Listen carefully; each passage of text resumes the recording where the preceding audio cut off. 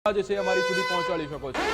મુદ્દાની વાતની શરૂઆત કરીએ સૌથી મહત્વના સમાચાર રાજકુમાર જાટનો કેસ શું એ હત્યા હતી કે પછી શું એ ષડયંત્ર છે કે પછી ખરેખરમાં એ અકસ્માત છે જેને પોલીસ અકસ્માતનો ખપાવવામાં પ્રયાસ કરી રહી છે શું ખરેખરમાં એ અકસ્માત છે કે પછી હત્યાનું ષડયંત્ર રચવામાં આવ્યું છે એ સવાલો અત્યારે ઉઠી રહ્યા છે। જ્યારે રિપોર્ટ સામે આવ્યો હતો પોસ્ટમોર્ટમ રિપોર્ટ રાજકુમાર જાટનો પોસ્ટમોર્ટમ રિપોર્ટમાં તેના શરીર પર અનેક ઈજાઓના નિશાન મળી આવ્યા હતા। આ બાબતે વાદ વિવાદ પણ છેડાયો મુદ્દો ઘણો ઉઠ્યો છે। લોકસભામાં રાજસ્થાનના સાંસદોએ પણ કડક કાર્યવાહી અને ન્યાયની માંગ કરી છે અને હવે ગ્રાન્ડ માસ્ટર શિફુજી ન્યાયની માંગ સાથે મેદાનમાં આવ્યા છે કે જાટ સમાજના જે પરિવાર છે એને ન્યાય મળવો જોઈએ અને ન્યાયની માંગ સાથે શિફુજીએ પહેલા એક વિડીયો બનાવ્યો હતો। હાલ શિફુજીએ વધુ એક વિડીયો બનાવ્યો છે ન્યાય માટે ગુહાર લગાવી છે। બિલકુલ ગુજરાતી ભાષામાં આ વિડીયો જે છે એ બનાવવામાં આવ્યો છે ગ્રાન્ડ માસ્ટર શિફુજી દ્વારા। ગુજરાતી ભાષામાં જયરાજસિંહ પર એમણે સવાલો ઉઠાવ્યા છે અને આ સવાલો કે જેમાં કહેવામાં આવ્યું છે કે પરિવાર ખોટો હોય તો જયરાજસિંહ માનહાનિનો દાવો કેમ નથી કરતા તેવો પણ સવાલ તેમણે ઉઠાવ્યો છે અને સાથે જ તેમણે 3 માંગ પણ કરી છે। જી બિલકુલ શિફુજીએ માંગ કરી છે કે પરિવારને ન્યાય મળવો જોઈએ। ગોંડલ પોલીસની કામગીરી શંકાના દાયરામાં છે એટલે ગોંડલ પોલીસ તટસ્થ તપાસ કરે તેવી પણ માંગ કરવામાં આવી રહી છે અને એક તરફ આ સમગ્ર કેસની તપાસ કોઈ ઉચ્ચ સ્તરીય અધિકારીને સોંપવામાં આવે છે અથવા ઉચ્ચ તપાસ એજન્સીને સોંપવામાં આવે તેવી પણ માંગ કરવામાં આવી રહી છે। અગાઉ રાજસ્થાનના સાંસદે પણ મુદ્દો ઉઠાવ્યો હતો કે ગુજરાતના પૂર્વ ધારાસભ્યોનો હાથ છે રાજકુમાર જાટના હત્યા કેસમાં પરંતુ ગોંડલ પોલીસનો દાવો છે કે અત્યારે તપાસ કરાઈ રહી છે અને જે સીસીટીવી જે દ્રશ્યો સામે આવ્યા છે તેમાં સ્પષ્ટ દેખાઈ આવે છે કે અકસ્માત થયું છે પરંતુ ક્યાંક ને ક્યાંક યુવકનો જે પોસ્ટમોર્ટમ રિપોર્ટ આવ્યો હતો તેમાં શરીર પર ઈજાના નિશાન પણ મળી આવ્યા હતા। બિલકુલ અને આપણે અનેકવાર આપણે ચર્ચા પણ કરી છે ઘણીવાર આપણે આ મુદ્દાની વાતમાં પણ ચર્ચા કરી ચૂક્યા છીએ કે આ જે ઈજાના નિશાનો છે એમાં સાફ એવા ઘણા બધા આપણે જે એક્સપર્ટ્સ છે એમને પણ બેસાડ્યા હતા અને એમણે પણ એ વાતની સાબિતી આપી છે કે આ જે નિશાનો જોવા મળી રહ્યા છે માત્ર અકસ્માતથી ન સર્જાય। જી વિક્રમ બિલકુલ શિફુજીએ ગુજરાતીમાં આખો વિડીયો બનાવ્યો છે। જયરાજસિંહ જાડેજા ગોંડલ પોલીસ ઉપર આક્ષેપો કર્યા છે। શિફુજીએ શું કહ્યું એ પણ સાંભળીએ। નિર્દોષ છે તો પ્રેસ કોન્ફરન્સ કેમ નથી કરતો અને જો પરિવાર ખોટું છે તો એમના ઉપર માનહાનિનો કેસ કેમ નથી કર્યો? જો તમે રાજકુમાર જાટનો કેસ નથી સાંભળ્યો તો માફ કરો પણ તારી પણ વાર આવશે।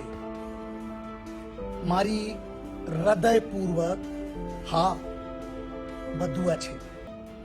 મારી 3 લીગલ માંગે બિલકુલ ક્લિયર છે। એક પોલીસ સ્ટેશનની લાપરવાહીથી પૂરી ગુજરાત પોલીસની બદનામી ના થાય એટલા માટે ગુજરાત સરકાર એસઆઈટી બનાવી અને કલ્પેશ સમેત બધા આરોપીની પકડી।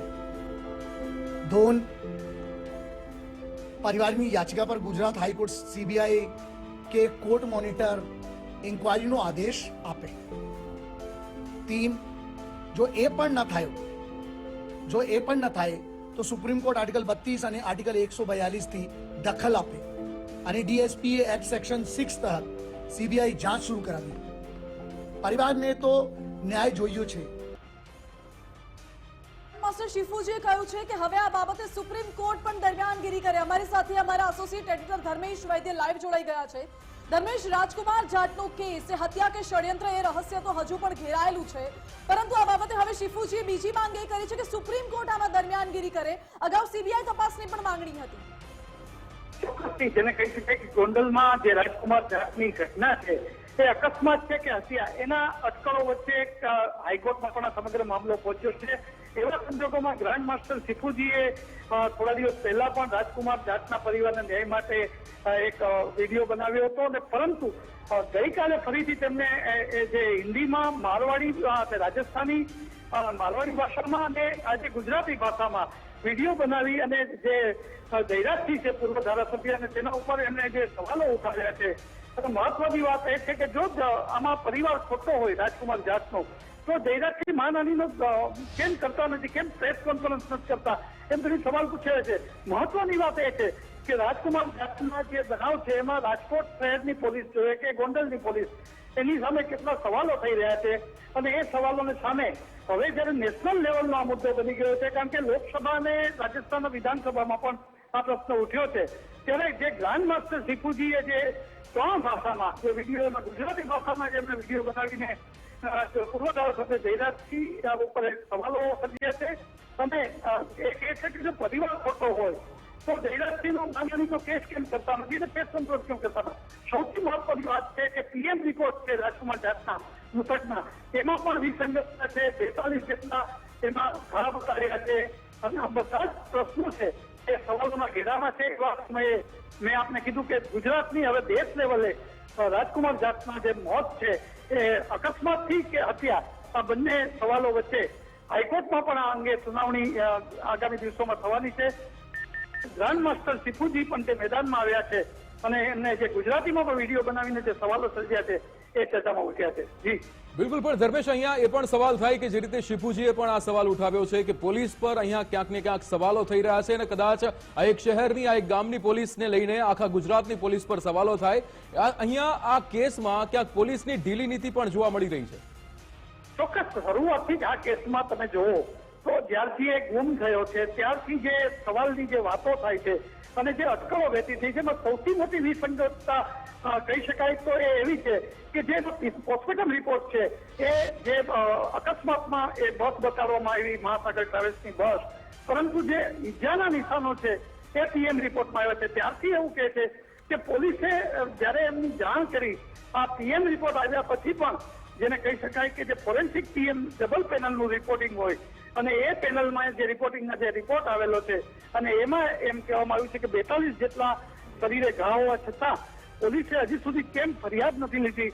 અને સૌથી મહત્વની વાત એ છે કે અકસ્માતમાં મોતમાં ડ્રાઈવર હાજર થઈ ગયો, ખાનગી બસ હાજર થઈ ગઈ છે, એમને પ્રેસ કોન્ફરન્સ એસપીએ, રૂરલ એસપીએ કરી લીધી છે, શહેર પોલીસે પ્રેસ કોન્ફરન્સ કરી. ખરેખર જે તપાસ થવી જોઈએ એ તપાસમાં કેટલા સવાલો છે ને સવાલો હવે રાષ્ટ્રીય કક્ષાએ ચમક્યા છે.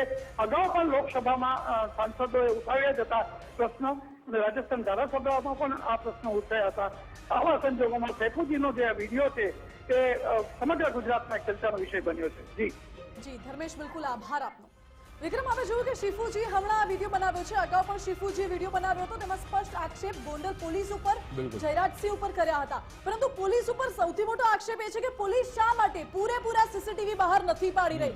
જે ટુકડામાં સીસીટીવી બહાર પાડવામાં આવ્યા છે તેમાં વચ્ચેના ટુકડા જે ગાયબ છે એ ટુકડામાં એવું તો શું હતું કે પોલીસે સીસીટીવી છુપાવવા પડી રહ્યા છે કે પછી પોલીસે સીસીટીવી શા માટે જાહેર નથી કરતી?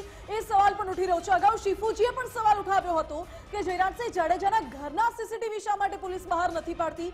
એ સવાલ પણ શિફુજીએ ઉઠાવ્યો હતો અને એક સંવેદનાની વાત કરવામાં આવે તો શિફુજીએ એવું પણ કહ્યું હતું કે જો કોઈ સેલિબ્રિટી કે કોઈ સ્ટાફને સાથે આવું કોઈ ઘટના ઘટે છે તો તરત લોકોની સંવેદનાઓ જોડાઈ જાય છે. પરંતુ જ્યારે એક નાના મધ્યમ વર્ગીય પરિવારના યુવક, જે ચિરાગ હોય છે પરિવારનો, એ ચિરાગ જ્યારે બુઝાઈ જાય છે, મધ્યમ વર્ગીય પરિવારના યુવકનું આ રીતે મૃત્યુ થાય છે અને હત્યા કે અકસ્માતે સવાલ હજુ પણ ઘેરાઈ રહ્યો છે, તો સ્વાભાવિક છે કે સવાલ ઉઠે શા માટે તટસ્થ તપાસ કરવામાં નથી આવતી? શા માટે પોલીસ પૂરેપૂરા સીસીટીવી બહાર નથી પાડતી? અને જે માંગ કરવામાં આવી રહી છે શા માટે આની કોઈ સ્પેશિયલ ઇન્વેસ્ટિગેશન ટીમ અથવા કોઈ ઉચ્ચ અધિકારીને આની તપાસ સોંપવામાં નથી આવી? આ બધા જ સવાલ ઉઠી રહ્યા છે. કેટલાક પોલીસ અધિકારીઓના કારણે સમગ્ર ગુજરાત પોલીસને શા માટે બદનામ થવાનો વારો આવે? એ સવાલ પણ આજે ઉઠી રહ્યો છે. બિલકુલ.